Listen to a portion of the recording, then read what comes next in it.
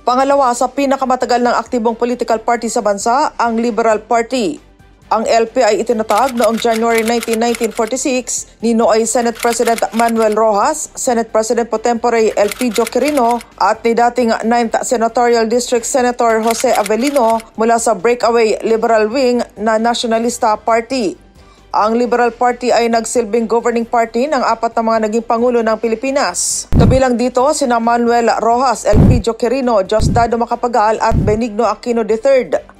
Naging vocal opposition party din ang Liberal Party noong panahon ni dating Pangulong Ferdinand Marcos Sr. Naging major political party din ang LP pagkatapos ng People Power Revolution at ng pagkakatatag ng Fifth Republic. Naging senior member din ito si dating Pangulong Corazon Aquino mula sa Unido Coalition.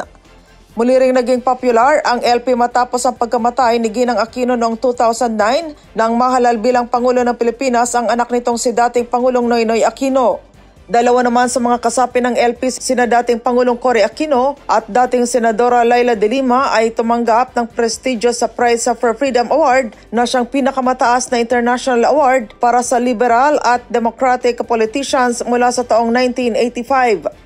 Gayunman, nawalan ng kontrol ang Liberal Party nang manalo sa 2016 presidential election si dating Pangulong Rodrigo Duterte mula sa PDP Laban. Sa naturang panahon naman, naging leading opposition party muli ang LP, bagamat nanalo muna sa nasabing partido si dating Vice President Leni Robredo.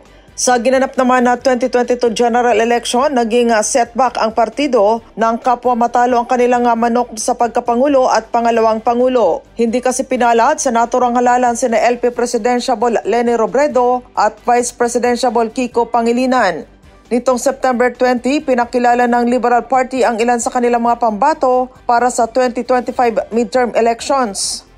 Sa pag-convene ng LP sa Green Hills, San Juan, dumating sina dating Senadora Leila de Lima, dating Senador Kiko Pangilinan, dating Congressman Erin Tañada, Teddy Bagilat at Jose Christopher Belmonte.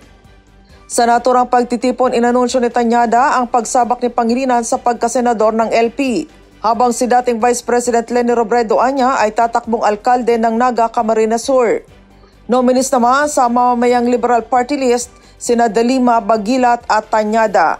Sa kanyang talumpati, inihag ni Pangilinan na susubukin nila ngayon na muling manligaw sa mga botante matapos na hindi sila palari ni Robredo sa presidential at vice presidential race noong 2022. Mga pinto ng mga kababayan natin na hindi natin nakumbinsi nung nakaraan, mas madali ngayon dahil sabi nga nila, isisingit lang 12 ang pipiliin, hindi lamang isa. Kaya babalikan natin sila, kukumbinsihin natin. Kailangan nating magparami ng gusto. Kukumbinsihin natin sila na ang mga hangarin nila ay hangarin din natin. Una ng kinuporma ni de Lima na tatakbo sa pagkasenador sa susunod na taon, sina dating Senador Bam Aquino at Attorney Chel Jokno. Para sa Bantay Balota 2025, DZXL Radyoman Joyce Collantes Adra, Tatak RMN.